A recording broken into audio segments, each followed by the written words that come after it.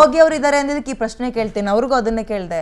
ಅವರು ಅಂದ್ರೆ ಏನೋ ಒಂದು ಹೊರಗಡೆ ಫೈರ್ ಇತ್ತು, ಭಯ ಇತ್ತು, ಏನೋ ಬುಲ್ಡೋಸರ್ ಹತ್ತಿಸ್ತಾರಂತೆ, JCB ತರ್ತಾರಂತೆ ಅಂದ್ರು. ಮೇಡಮ್ ಈ ಕೋಟಿ ನುಂಗಂಡವ್ರನ್ನ ಒಳಗಿಟ್ಕೊಂಡು FIR ಹಾಕಕ್ಕೆ ಎಲ್ಲಿ ತನಕ ಟೈಮ್ ತಗೊಂಡ್ರು ಗೊತ್ತಾ ನಿಮ್ಗೆ? ಅಲ್ಲ ಈ ಕೇಸಲ್ಲಿ ಅವರಿಗೆ ಸೇಫ್ ಗಾರ್ಡ್ ತರ ವರ್ತಿಸ್ತಾ ಇದ್ದೀರಾ ಮೇಡಮ್. ಅವ್ರ ಬ್ಯಾಕ್ ಗ್ರೌಂಡ್ ನೋಡಿ ಕ್ಲೀನ್ ಆಗಿದೆ. ಅವ್ರು ಯಾವತ್ತು ಯಾವ ಕರಪ್ಷನ್ ಅಲ್ಲೂ ಭಾಗವಹಿಸ್ತವ್ರಲ್ಲ, ಯಾವ್ದೇ ಕ್ರೈಮ್ ಮಾಡಿದ್ರಲ್ಲ. ಯಾವ್ದೋ ಒಂದು ಟೀಮು ಆರ್ಗನೈಸ್ಡ್ ಕ್ರೈಮ್ ಮಾಡಿದ್ರೆ ಅದಕ್ಕೆ ಮೋದಿ ಅವರು ಹೊಣೆ ಆಗ್ಬೇಕು ಅಂತಂದ್ರೆ ಇರ್ಲಿ, ಇದನ್ನ ಕೇರ್ ಆಗಿ ನೋಡ್ಕೋಬೇಕಿತ್ತು. ಒಂದು ಟ್ರಸ್ಟ್, ಇದಕ್ಕೆ ಟ್ರಸ್ಟ್ ಫಾರಂ ಮಾಡಿ ನೋಡ್ಕೊಳ್ಳಿಕ್ಕೆ ಯಾರ್ಯಾರು ಇಟ್ರು ಅವ್ರು ಸರಿಯಾಗಿದಾರ ಅಂತ ನೋಡಿ ಆ ಟೀಮ್ ನ ಫಾರಂ ಮಾಡ್ಬೇಕಿತ್ತು. ನಮ್ಮ ಜನಕ್ಕೆ ಗೊತ್ತಿದೆ ಬಲಿದಾನಗಳ ಸಂಖ್ಯೆ ಎಷ್ಟು, ಹೋರಾಟದ ಸಂಖ್ಯೆ ಎಷ್ಟು ಅಂತ. ಪ್ರತಿಯೊಬ್ಬನು ಒಂದು ದುಡಿಯೋದೇ 100 ರೂಪಾಯಿ ಇದ್ರೆ 70 ರೂಪಾಯಿ ರಾಮ ಮಂದಿರಕ್ಕೆ ಅಂತ ಕೊಟ್ಟಿದ್ದಾನೆ. ಅಲ್ಲ ನಾವು ಕೊಟ್ಟಿದ್ದೀವಿ ಮೇಡಮ್, ನಾವು ಕೊಟ್ಟಿದ್ದೀವಿ.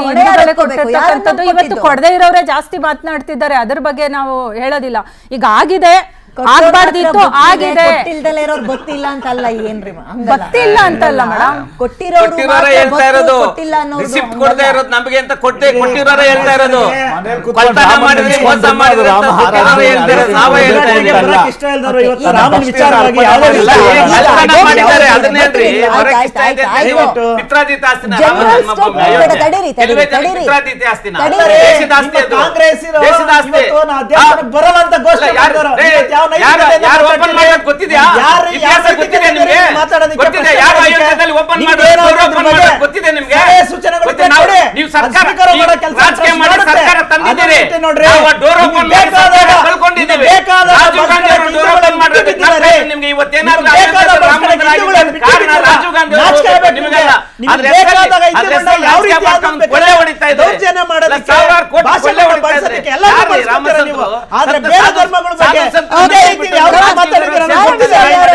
ನಾರಾಯಣ ಸ್ವಾಮಿ ಅವರೇ, ಒಂದ್ ಸೆಕೆಂಡ್. ಗೋವಿಂದರಾಜು ಅವರೇ, ಭಕ್ತರ ಕಾಣಿಕೆ ಸುರಕ್ಷತೆ ಇಲ್ಲ ಅಲ್ಲಿ ಅಂದಾಗ, ನಾನ್ ಕಾಣಿಕೆ ಹಾಕಿ ಬಂದಿರ್ತೀನಿ ನನ್ನ ಶಕ್ತಿಗನುಸಾರವಾಗಿ, ಅದಕ್ಕೆ ನೀವು ಸುರಕ್ಷತೆ ಕೊಡ್ತಾ ಇಲ್ಲ ಅಂದ್ರೆ ಹೊಣೆಗಾರಿಕೆ ನೀವೇ ಹೊತ್ಕೋಬೇಕು. ಅವ್ರು ಮಾಡಿದ್ರ ಇವ್ರು ಮಾಡಿದ್ರ ಅಂತ ಕೇಳೋದಲ್ಲ. ನಿಮ್ಮನ್ನ ನಂಬಿ ಅಲ್ವಾ ವೋಟ್ ಹಾಕಿದ್ದು ಜನ? ನಿಮ್ಮನ್ನ ನಂಬಿ ಅಲ್ಲ, ರಾಮನ್ ಹೆಸರು ಹೇಳಿದಕ್ಕೆ ವೋಟ್ ಹಾಕಿದ್ದು. ನೀವು ಅದಕ್ಕೆ ಹೊಣೆಗಾರಿಕೆ ಹೊತ್ಕೊಳ್ಳಲ್ಲ, ಅದನ್ನ ಸುರಕ್ಷತೆ ಮಾಡಕ್ ನಿಮ್ ಕೈಲಿ ಆಗಿಲ್ಲ ಅಂದಾಗ ನಿಮ್ ಬಗ್ಗೆ ಅನುಮಾನ ಅಂತೂ ಬರುತ್ತೆ. ದೇವಸ್ಥಾನದ ಬಗ್ಗೆ ಬರಂಗ್ ಮಾಡ್ಬಿಡ್ರಿ ನೀವು. ನೋಡಿ ಮೇಡಮ್, ಇಡೀ ದೇಶದಲ್ಲಿ ಹೇಗೆ ರಾಮನ ಒಂದು ಟ್ರಸ್ಟ್ ಇದೆ, ಅದೇ ರೀತಿ ನಾನಾ ಟ್ರಸ್ಟ್ಗಳಿದೆ. ಅಯ್ಯಪ್ಪ ಸ್ವಾಮಿದು ಇರ್ಬೋದು, ಅದೇ ರೀತಿ ನಮ್ಮ TTD ಇರ್ಬೋದು, ಎಲ್ಲವೂ ಸಮರ್ಥನೆ. ಅಲ್ಲ ಒಂದು ನಿಮಿಷ ಹೇಳ್ತೀನಿ ನಾನು, ಲೆಟ್ ಮಿ ಕಂಪ್ಲೀಟ್ ಮೇಡಮ್. ಸಮರ್ಥನೆ ಅನ್ನೋ ವಿಚಾರ ಇಲ್ಲ, ತಪ್ಪು ನಡೆದಿರೋ ವಿಚಾರವಾಗಿ ಯಾವುದೇ ಕಾರಣಕ್ಕೂ ಸಮರ್ಥನೆ ಇಲ್ಲ ಮೇಡಮ್.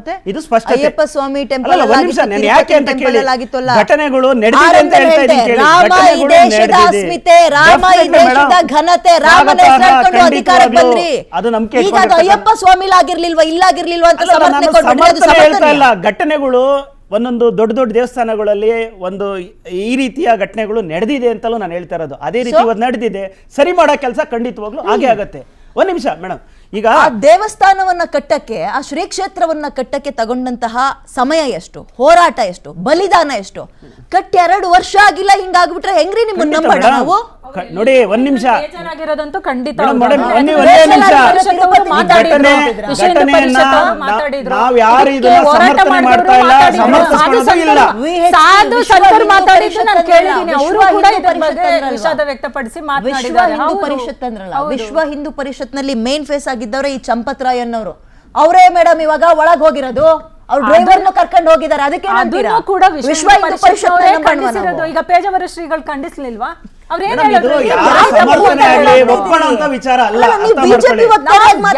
ನಾನ್ ವಕ್ತಾರಿಯಾಗಿ ಮಾತಾಡ್ಬೇಡಿ ನೀವು. ನಾನ್ ತಪ್ಪು ಅಂತಾನೆ ಹೇಳ್ತಾ ಇರೋದು.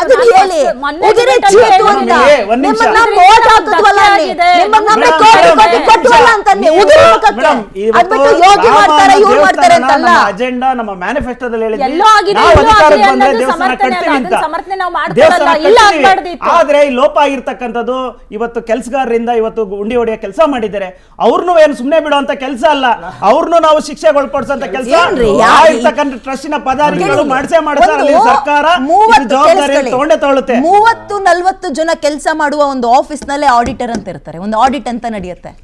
ರಾಮ ಮಂದಿರದಲ್ಲಿ ಕೋಟಿ ಕೋಟಿ ಟ್ರಾನ್ಸಾಕ್ಷನ್ ಆಗುತ್ತೆ, ಯಾರೋ ಕೆಲ್ಸಗಾರರು ಮಾಡಿದಾರೆ ಅಂದ್ರೆ ನೀವೇನ್ರಿ ಕಣ್ಣಿಗೆ ಬಟ್ಟೆ ಕಟ್ಕೊಂಡಿದ್ರ ಅಂತ ಕೇಳ್ತಾರೆ. ಮೇಡಮ್ ಈಗ ಅದನ್ನೇ ದೇವಸ್ಥಾನ ಕಟ್ಟಿ ಕೈ ಬಿಟ್ಬಿಡೋದಾ? ಸಿಸಿ ಕ್ಯಾಮ್ರಾ ಇತ್ತು, ಮತ್ತೊಂದಿತ್ತು, ಅದನ್ನ ಯಾಮಾರಿಸಿ ಕೂಡ ಈ ಕೆಲಸ ಇಲ್ಲಿ ತನಕ ಮಾಡಿದ್ದಾರೆ. ಗೊತ್ತಾಗಿಲ್ವಾ? ಒಂದ್ ನಿಮಿಷ, ಆಡಿಟರ್ ಗಮನಕ್ಕೆ ಬಂದಿಲ್ವಾ? ಇಂಥ ಮಟ್ಟ ದೊಡ್ಡ ಮಟ್ಟದ ಫೇಲ್ಯೂರ್ ಬಿಜೆಪಿ ಗೊತ್ತಾಗಿರೋದಕ್ಕೆ ಅಲ್ಲಿ ನೋಡಿ ಮೇಡಮ್, ಅವರು ಸೇರ್ಕೊಂಡಿದ್ರೆ ಏನ್ ಮಾಡೋದು? ಅವರು ಸೇರ್ಕೊಂಡಿದ್ದಾರೆ ಇದರಲ್ಲಿ, ಅದನ್ನ ಪ್ರಶ್ನೆ ಮಾಡಿ. ಅಲ್ಲ, ಆಡಿಟರ್ ಸೇರ್ಕೊಂಡಿದ್ದಾರೆ ಅಲ್ಲಿ, ಅವರು ಬೇಕಾದವ್ರನ್ನೇ ಹಾಕೊಂಡಿದ್ದಾರೆ. ಕೆಲ್ಸಕ್ಕೆ ಮಾಡೋ ಅವರು ಕೆಲಸ ಮಾಡಿ ಬೇಕಾದವ್ರನ್ನೇ ಏನೋ ದುಡ್ಡು ಹೊಡಿಲೇಬೇಕು ಅಂತ ಮಾಡಿರ್ತಕ್ಕಂಥ ಮನಸ್ಥಿತಿಯಲ್ಲಿ ಇರ್ತಕ್ಕಂಥವ್ರು ಬಂದಿದ್ದಾರೆ ಅಂದ್ರೆ ಅವ್ರನ್ನ ಆಚೆ ಹಾಕೋ ಕೆಲಸ, ಶಿಕ್ಷೆ ಕೊಡೋ ಕೆಲಸ ಖಂಡಿತವಾಗ್ಲೂ ಮಾಡೇ ಮಾಡ್ತಾರೆ. ಆದ್ರೆ ವಿರೋಧ ಪಕ್ಷಗಳು ಮೇಡಮ್ ಇದನ್ನೆಲ್ಲನ ಏನನ ಮಾಡಿ ಈ ರೀತಿ ಅಪಪ್ರಚಾರಗಳನ್ನ ಯಾವ್ದು ಅಪಪ್ರಚಾರ? ಮಾಡಿದ್ರು. ಯಾವ್ದು ಅಪಪ್ರಚಾರ? ಇವ್ರು ಹೇಳ್ತಾರೆ ಯಾವ್ದು ಅಪಪ್ರಚಾರ?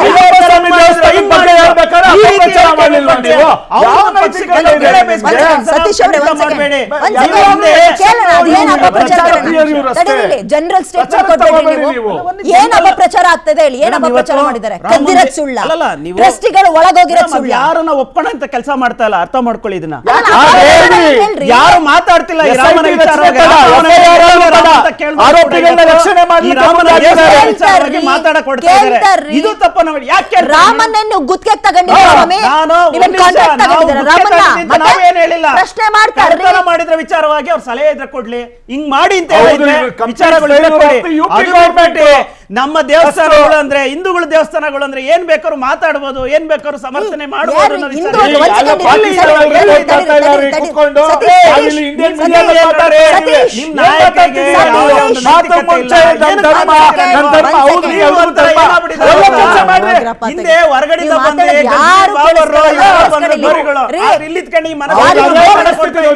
ನೀವು ಆ ಮನಸ್ಥಿತಿಯರ್ರಿ,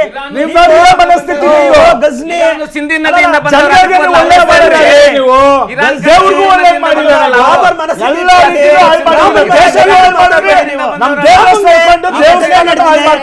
ಇನ್ನು ಮುಂದೆ ಅಪಾಯ ಅಂತ ಸಲಹೆ ಕೊಟ್ಟೆ, ಕ್ರಮ ಜರುಗಿಸಿದ್ದೆ, ಒತ್ತಾಯ ಮಾಡಿ.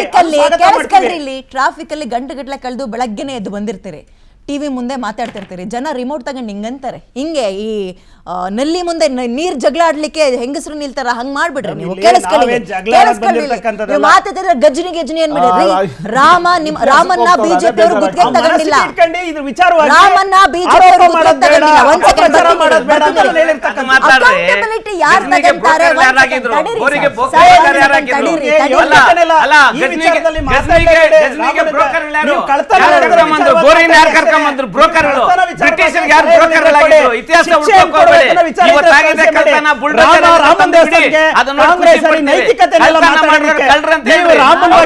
ರಾಮ ಯಾರು ಎಲ್ಲಿದ್ದಾನೆ ಅಂತ ಪ್ರಶ್ನೆ ತಡೀರಿ. ಯಾರಿಗೆ ಮಾನ ಮರ್ಯಾದೆ ಅಂತ ಬರೀ ಪ್ಯಾನಲ್ ಅಲ್ಲಿ ಇದೊಂದು ಪದ ಹೆಂಗಾಗ್ಬಿಟ್ಟಿದೆ ಅಂದ್ರೆ ನಿಮಗೆ ಪುರಿ ಕಡ್ಲೆ ತಿಂದಂಗ ಆಗ್ಬಿಟ್ಟಿದೆ. ಮಾನ ಮರ್ಯಾದೆ ಪ್ರಶ್ನೆ ಅಲ್ಲ ರೀ, ಹೊಣೆಗಾರಿಕೆ ಯಾರು ಒತ್ಕೊಳ್ತೀರಾ ಹೇಳಿ? ನಿಮ್ಮನ್ನ ನಂಬಿ ಏನು ದೇಶ ಉದ್ಧಾರ ಮಾಡ್ತೀರಿ ಅಂತ ಓಟ್ ಹಾಕ್ಲಿಲ್ಲ ಎಷ್ಟೋ ಜನ. ರಾಮನ್ ಮಂದಿರ ಕಟ್ತೀರಾ ಅಂದಿದ್ದು ಕೋಟ್ ಹಾಕಿದ್ರಿ, ಹೊಣೆಗಾರಿಕೆ ಹೊತ್ಕೊಳ್ಳಲ್ವಾ? ಈಗ ಕಟ್ಟಿದ್ಮೇಲೆ ಕಳ್ತನ ಮಾಡ್ತಾ ಇದ್ದೀರಾ.